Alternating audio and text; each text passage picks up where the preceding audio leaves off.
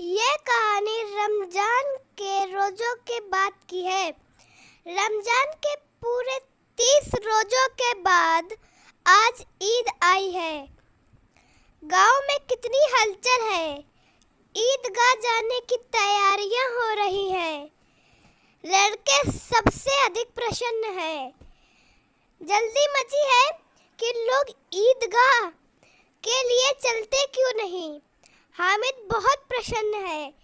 वह 4-5 साल का दुबला पतला लड़का जिसका बाप पिछले साल हैजी की भेंट हो गया और माँ जाने क्यों पीली होती होती एक दिन मर ही गई।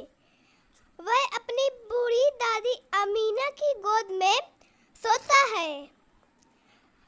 अमीना का दिल कचपचा रहा है।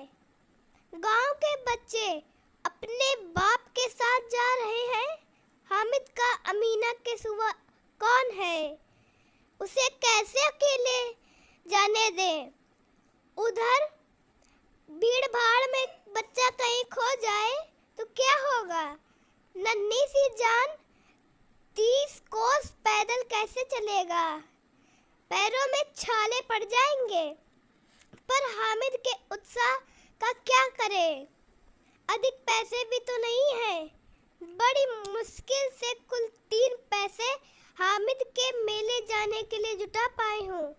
हम इतने भीतर जाकर कहा, तुम डरना नहीं अम्मा, सबसे पहले आऊँगा। गांव से मेला चला। दूसरे बच्चों के साथ हामिद भी जा रहा था। तभी सब के सब आगे निकल जाते। कभी किसी पेड़ के नीचे खड़े होकर साथ वालों का इंतजार करते थे। अचानक ईदगाह पर दृष्टि पड़ी। ऊपर इमली के घने पेड़ों की छाया है। नीचे पक्के फर्श हैं जिन पर बिछायत हो रही है। रोजेदारों की पंक्ति के एक के पीछे एक न जाने कहां तक चली गई है। नमाज समाप्त हो गई। लोग आपस में गले मिले। बूढ़े और बच्चे सभी मगन हैं।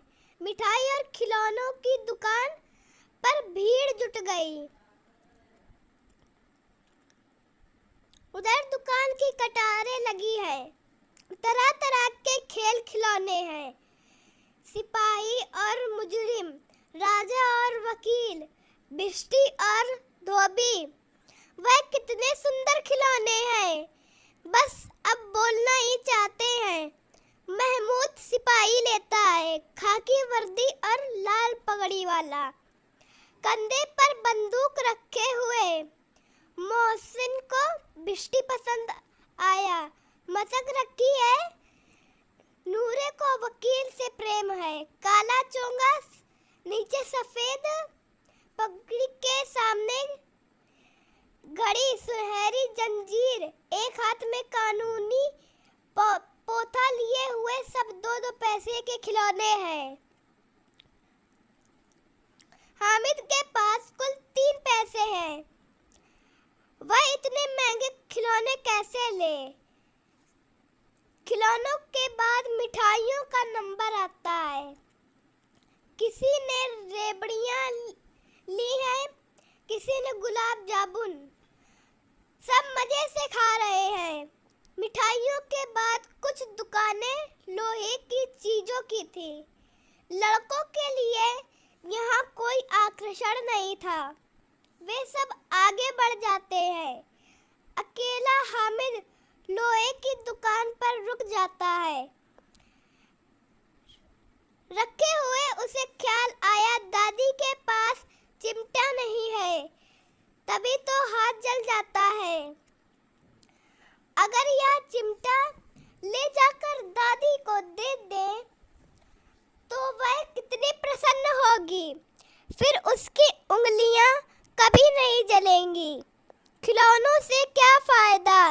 जरा देर तो खुशी होती है, फिर तो कोई उनकी ओर आंख उठाकर देखता भी नहीं। पहुंचते ही टूट फूट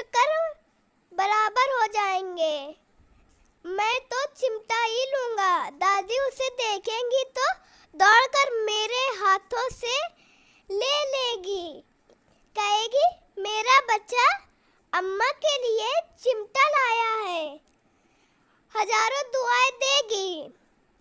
इन लोगों के खिलौने पर इन्हें कौन दुआ देगा? मेरे पास पैसे नहीं है, तभी तो मोहसिन और महमूद मिजाज देखते हैं।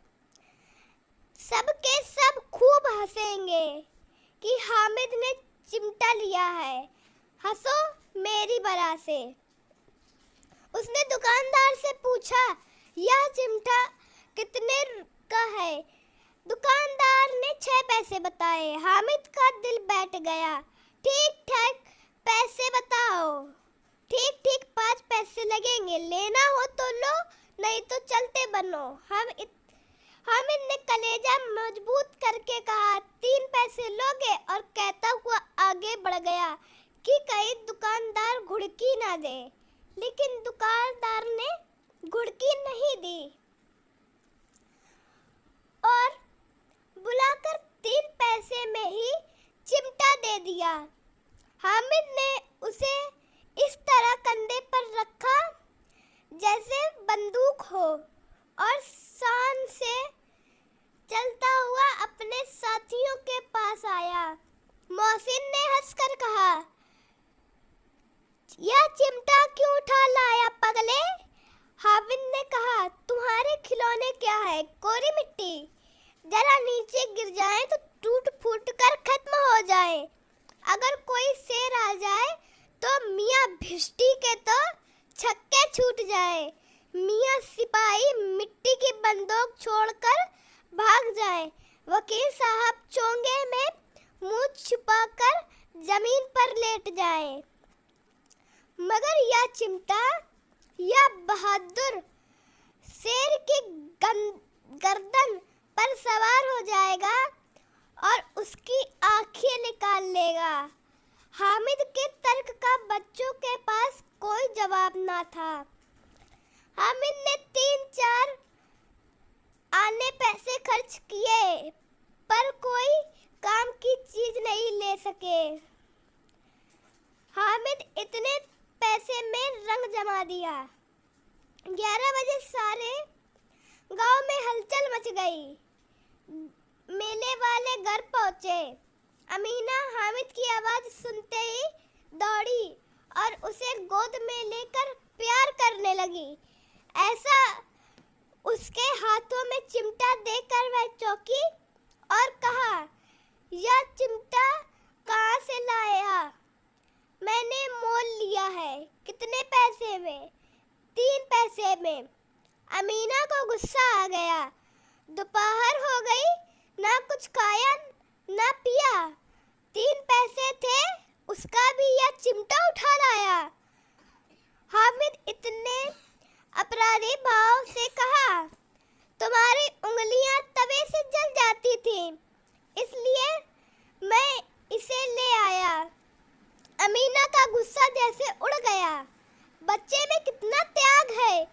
दूसरे तो खिलौने लेते और मिठाई खाते देख इसका मन कितना ललचाया होगा, पर इसे वहाँ भी अपनी बूढ़ी दादी का इतना ध्यान रहा। यह सब सोचते हुए अमीना गदगद हो गई और रो उठी। दामन फैलाकर हामिद को दुआएं देती रही